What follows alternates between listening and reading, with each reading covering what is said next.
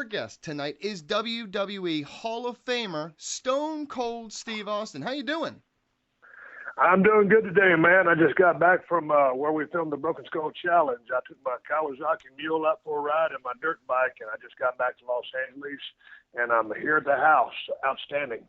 That's fantastic. You know what? We'll start there with the Broken Skull Challenge. You're in the midst of the third season on CMT, which airs Sunday nights at 8 p.m. Eastern Time. What has made this season so successful, and why do you think so many people have fallen in love with the show? I think why this season is so successful is because the athletes have really taken it to the next level. I host it. We create these badass challenges. We always keep the audience guessing, as well as the athletes. They don't know what they're getting themselves into.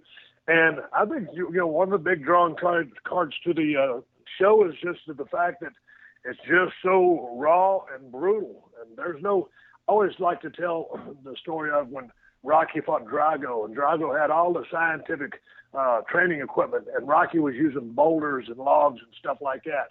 And that's what we do out there at the Broken Skull Challenge.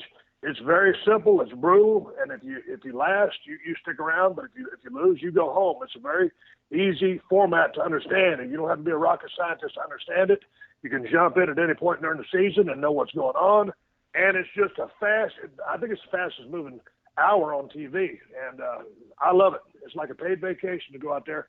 I actually live on location while I'm there, so I don't have to drive back and forth to 50 miles. So I've got this badass 45-foot four-slide, recreation vehicle out there. I've got my Kawasaki Mules out there. I've got my gym out there. I'm on a couple of 100 acres out in the middle of nowhere on a desert, on top of a mountain. So, dude, it's a badass show. BG? Broken Skull Challenge has been must-see TV for me since episode 1 of the first season. I absolutely love it. The challenges are great. Your presence makes everything better, especially when you're trying to motivate people. I've always wanted to know, Stone Cold, have you completed the Skull Buster yourself, and if you recall the time? To go to your first point, just about the motivating thing, I get a lot of people asking me about that, and every now and then someone will say, man, you yell at those people like a drill sergeant, and I disagree. To your point, man, I'm just trying to coach these people out. I've got some of the best athletes in the United States of America now that first season has come up, and the bar has been raised. So I'm never in drill sergeant mode. I'm never trying to grill anybody or embarrass anybody. I'm truly there to motivate these people to the best performance of their life, and that's what they come out there for. But as far as me running the course, no, I've never run the course because I don't have to run the course. I got the opportunity to pitch this show to CMT when I signed on to film Redneck Island as a part of a developmental deal. And so this was my idea. I love athletics. I love challenges. Before I got into the business of pro wrestling, which is a challenge in and of itself, I played football. I ran track. I did all that stuff. So I wanted a competition show that I could host that was real and organic. So I pitched this idea. They bought it. And they said, let's go film it. So I'm at a point where I host it. I help create it, basically, is my idea. So I don't have to run the course. And I've done elements of it, but never run it. While Broken Skull Challenge continues to be a success, you are also the host of Redneck Island on CMT Thursday nights at 10 p.m. Eastern Time, like you mentioned. What makes the 5th season of this show different, and how would you describe the program to someone who's never seen it before? Because it truly is something totally different. Well, I'm real happy with the way this season turned out. I thought last season was a little racy, and I thought they toned down some of that as part of the reality stuff, which I never really see because I'm at my house doing my podcast or the other things I do. I'm there for the athletic endeavors. Basically, Redneck Island has taken 24 people from the South, and it's kind of like a countrified Olympics. We put these people in a house, they live together, and then they team up, a guy and a girl, and we put them through the challenges. And if you lose, you go to an elimination pit. And whoever won that challenge gets to pick an opponent to go against you. Whoever wins in the pit stays. Whoever loses leaves. So it's kind of changed. It's kind of like it was a very simple formula when we started off the first 3 seasons, and they added a few more components. But it's another fast-moving TV where you've got the reality is these kids are partying like rock stars in this house, drinking beer, So they're making alliances, making strategies, and it's kind of a lot of things. You're trying to survive, but you're trying to win the competitions to ensure that you're not eliminated. There's $100,000 on the line. So I like to say this is badass country fight Olympics meet Survivor. Mike Chiari? Switching gears a little bit to your wrestling career, a lot of people credit your Austin 316 promo after winning the 96 King of the Ring as the moment that really started to set the Attitude Era in motion, and as well as your ascent to the top of WWE. Looking back, what went into the creation of that promo, and did you ever expect that it would become as iconic and talked about as it ultimately did? Man, I never thought it'd become as iconic and talked about it as it has. And there was no planning in that promo. I've told that story a million times, man. When we were going to the King of the Ring, I wasn't supposed to win that event. Triple H was going to. But when the Clique broke kayfabe in Madison Square Garden and went out there and hugged in the middle of the ring, Scott Hall and Kevin Nash went down to WCW. Shawn and Triple H stayed. Well, Shawn was a world champion, so Vince couldn't, punish him. He needed him happy. So he punished Triple H. Well, Triple H was going to win the King of the Ring that year. So when he had to punish Triple H, he couldn't give him the win. So, I was walking across the parking lot one day, and he says, "Hey, Steve, you got a minute?" And this is before I really developed a relationship with Vince. So I said, "Yeah." He goes, "I just want you to know in 2 weeks you win King of the Ring." I said, "Okay." So anyway, we go to King of the Ring. I wrestle Mark Merrill. He kicks me in the mouth. I have to go to the hospital, to the emergency room, to get 14 stitches put in my mouth. And while I've gone to the hospital, I'm still in my trunks, my boots, everything. I come out, as soon as I step out of the ambulance or whatever, they brought me back to the arena, the Mecca Arena in Milwaukee. Michael P.S. Hayes, who's going into the Hall of Fame this year as part of the Fabulous Freebirds, told me, he said, "Hey, man, I just want you to know, when you do your King of the Ring acceptance speech after beating Jake the Snake Roberts, he cut a religious-based promo on you." And this is when Jake was kind of doing those religious testimonies. He was still hooked on drugs. And as soon as he said that, because I was a heel at the time, the John 3:16 signs that used to always be in the end zones when the people were going for the field goals or the point after touchdown, all those signs were always in the air. So I immediately thought of something along those lines where I could just come up with that promo. And that promo was basically an ad-lib on the spot with just a little forethought as soon as I came out of the ambulance, and he dropped that news on me. PG? Well, thanks to WWE Network, we had the opportunity to relive your greatest moments and matches, not just from the Attitude Era, but your whole career. But one angle that is one of my favorites of all time was from Survivor Series in 1999. That's the angle where Triple H was chasing you into the parking lot and you got hit by a car. What were your thoughts looking back on that angle? And can you shed light on your health during this time, since you had been going for more than 2 years since your neck injury? Well, yeah, I was starting to kind of get some neurological issues. My hand was starting to atrophy and twitch and do a bunch of weird stuff, neurological stuff. And once you start getting into neurological stuff, that'll make you scratch your head, because all of a sudden you spend all these years in the gym trying to get bigger, and all of a sudden now everything's withering away. So I knew I needed to finally get something done, and that was, to clear out some space in my spinal cord. I had spinal stenosis, but on top of that, I had a bone spur growing into my spinal cord. So that needed to be addressed ASAP. So, that day, that was why we had to shoot that angle. Going into it, obviously, we had a stunt double who was hit by the car, and the guy did a great job. And then, boom, I was out of the scene and go to get my C4 fused. Mike Chiari? One of the greatest matches of your career, in my opinion, was your match with The Rock at WrestleMania 17, which obviously is well known for your heel turn during the aftermath. And we recently had Jim Ross on the show, and he said you almost went the other way with it by taking out Vince instead. And I know you've said that is something you consider doing as well. Why did you ultimately decide against it? And how do you think it would have went over with Vince if you would have called that audible? Well, first of all, yeah, it was my idea to turn heel. And, if I could do it over again, I would have shook Vince's hand and I would have told him, I said, "Hey man, I'm calling an audible. I'm gonna watch the stunner." And that's what I would have done. And that's some people say, "No, we're glad you turned heel because you got to show different, levels and ranges and push envelope and all that other stuff. And yeah, I did. But the money was in Stone Cold Steve Austin being a babyface. And at that point, you know, people didn't want to hate me. And I tried like hell to get them to hate me. And I did the best I could. But then again, you know, I didn't have, you know, it didn't matter if I had opponents or not. It just wasn't the right call. It was my idea. And I think Vince would have totally been along with anything that I called, because just like he always tells me, goes, Steve, you got the best game day guts and gut instincts of anybody I've ever known. And so I felt it, but I was fully, once I committed, hey man, that's where I wanted to go. Just hindsight being 2020, had I called that audible, he would have been fine with it. PG? Is there an opponent from the Attitude Era you never got a chance to wrestle against that you always wanted to? Man, shoot. No, I think I worked with pretty much everybody. I mean, a lot of that stuff escapes me. I remember a lot of the high points. There's parts of the invasion angle. People ask me, and I'll say, dude, I said, I really don't like to talk too much about the invasion angle because I don't remember it, quite frankly.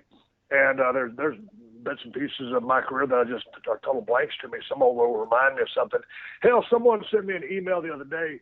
Hey, Steve, you got this great pop in this match. It was when Mankind, Mick Foley, defeated Rock for the world title, and I went out and interfered. And hell, I forgot all about that until I watched it back on YouTube. So I can't even remember half the guys from the roster, to tell you the truth. I mean, I remember them, but I can't remember who all I worked with. Well, the biggest story recently has been Daniel Bryan's retirement. As someone who had their career shortened by injuries, what are your thoughts on Bryan's decision to walk away, and what advice would you give him moving forward? I think the guy made he absolutely made the right decision. And, you know, well, I think Vince kind of helped him to make up his mind, because I thought I heard the story that he wanted out of his contract so he could go wrestle elsewhere, and so I guess he's still under contract. I don't know whether he's. Did you guys hear that story? Yeah, yes, I did.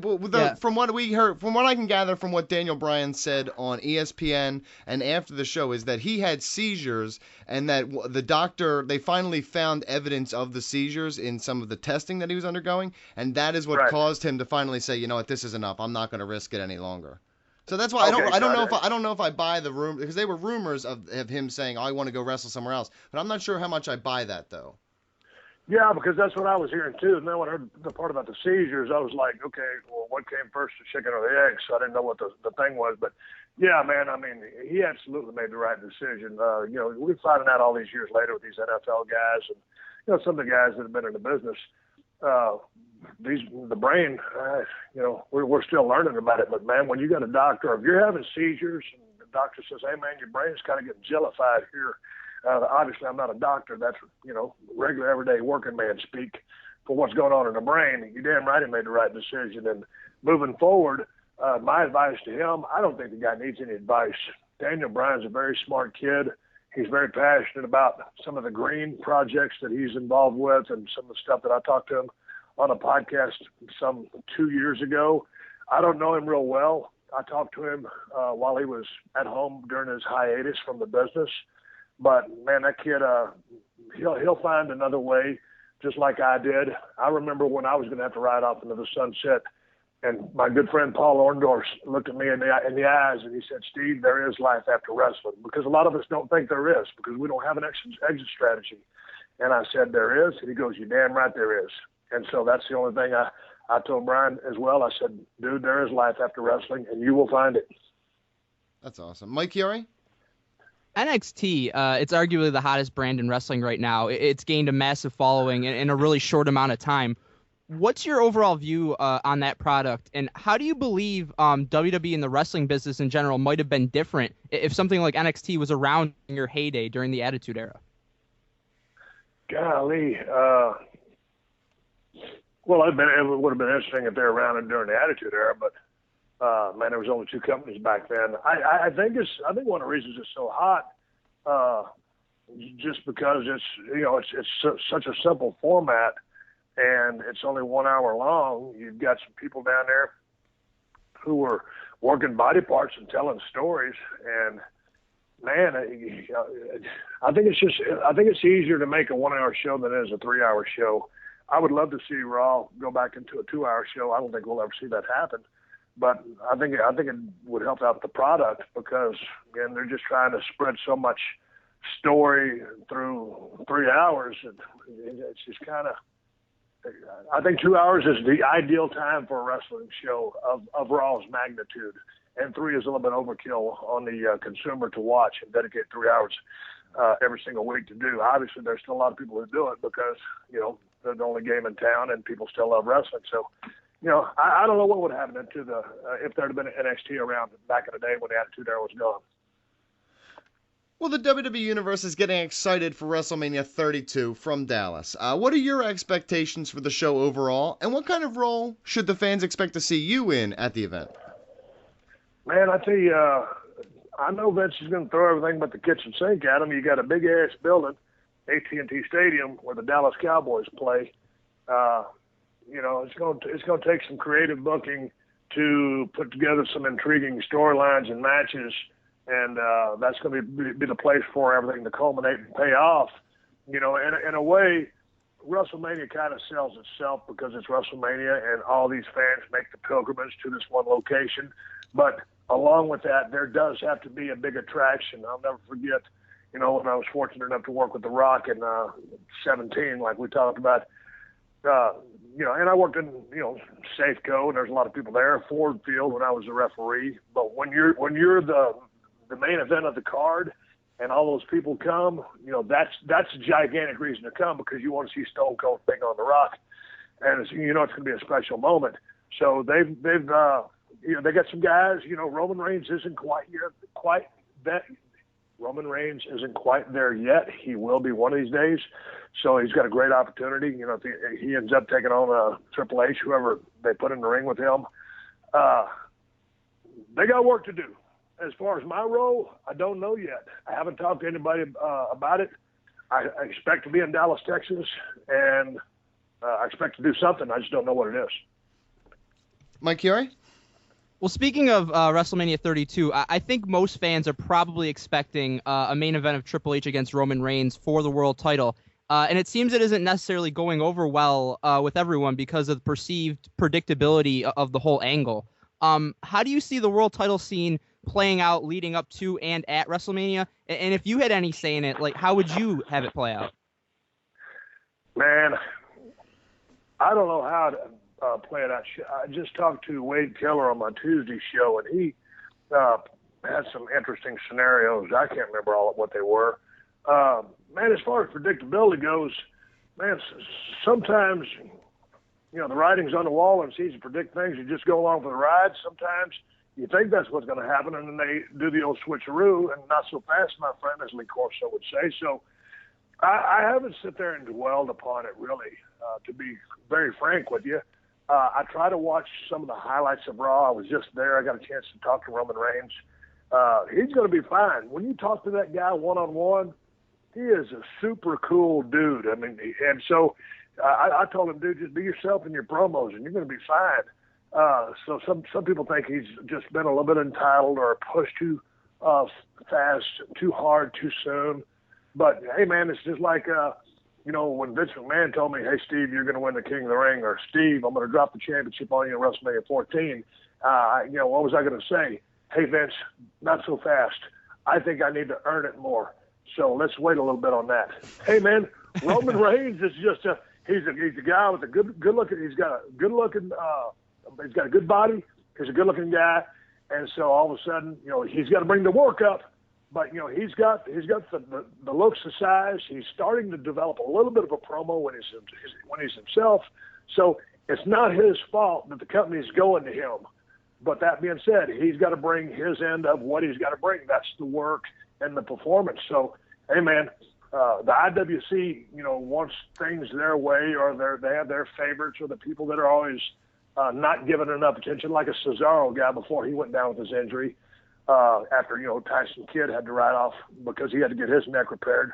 those two guys were doing great, but then Cesaro was kind of lost in the wayside, and everybody wants him to get a push because he's earned it. So, man, after all my years in the business, and the business has changed a little bit, I just like to watch it and see it for what it is, and try to appreciate the fact that these guys are better athletes than we were, and they're putting together more athletic sequences, and just kind of enjoy the ride. Because I was in the business for 15 years, if I sit there and try to break down everything that they do, man, I'd have a headache because too many things would piss me off. So I just try to watch it and enjoy it. Brandon Galvin, final question? Well, you mentioned the IWC, and fans are more vocal than ever about WWE's product thanks to social media, and you've never been shy to give your thoughts on creative. And during your career, you would often challenge the process when something wasn't right for your character or the product, and I think we always respected that. And do you think more wrestlers need to question and challenge WWE's creative process today? Well, yeah, absolutely. But you've got to develop that relationship first. You can't just go in there and say, "Hey, I want this," because you're gonna get a door slammed in your face. And it's like I talked to Big Show the other night on the podcast. You got to develop a relationship with Vince. You got to develop a relationship with Triple H. You've got to develop a relationship just with the company in general, and they've got to get a chance to know you. And all of a sudden, hey, once you've gotten in there, they see that you're bringing ideas to the storyline for your character or ways for you to get over. They're very receptive. As long as you do it in the right process and go through the right protocol, I think they would welcome stuff like that. And it's okay to ask questions and question where they're going with your character, because they've invested in you, but you're invested in your career because this is what you chose to do. So there's a way to do it, and everybody should do it. It's all how you do it. Triple H tells a funny story about how many times I would show up in a Monday Night Raw and they say, "Hey Steve, this is what we're doing," and I said, and I was an asshole. I said, "No, we're not." And they said, "Well, do you got a better idea?" And I said, "Nope." And I'd walk off. And so people actually thought that Triple H was talking trash about me and he was running me down. He wasn't. That was the truth. If I didn't like something, I'd tell you, "Nope, I ain't doing it," because I could, and because I was protecting my gimmick and my character. And Vince did understand that. And so, man, we were always cool. But because I could do that, and I wasn't trying to be a prick. But I wasn't going to sit there and book for them. I'd ship. My whole thing was, if you hand me a steak, it's a badass steak, I'm better at putting salt and pepper on it than making the whole damn steak. I'm good at the fine details to make something better, like an angle. But if they pitch something to me, dude, I'd straight up tell you, go F yourself. I ain't doing it. And so that's just the way I was, and that's the way I was wired. But these days, man, because there's only really one major company to work for, I do feel like some of the guys are walking on eggshells. Well, a huge thank you to Stone Cold Steve Austin for coming on tonight. Tell the fans where they can support you. Hey, man, on Twitter, I'm Steve Austin, BSR. The BSR stands for Broken Skull Ranch. And if you want to listen to my podcast, it's called The Steve Austin Show. Family friendly on Tuesday. Steve Austin Show Unleashed drops on Thursday. You can download them for free at iTunes. It's just me shooting the breeze. Sometimes I tell stories. Sometimes I interview people. I've got the baddest, toughest, coolest reality show on television. It's called the Broken Skull Challenge. It's on CNT Sunday nights at 8, 7 Central. And my badass Countrified Olympics show, Redneck Island, is on Thursdays at 10, 9 Central. And that's really all I got to plug. And I appreciate you guys having me on and spreading the word and talking to you about the business of wrestling. Sometimes I get a little sidetracked when I talk about some of the storylines because I'll go into so many details. I love talking about the business, but I haven't paid too much attention to it, so it's hard to really go into details and make matches and book things. And when I look into the past, I've forgotten so many things. It is what it is, but I appreciate you guys calling me and talking to me. No worries. We appreciate your time. Another huge thank you to Stone Cold Steve Austin. Good luck moving forward, sir. Thank you guys.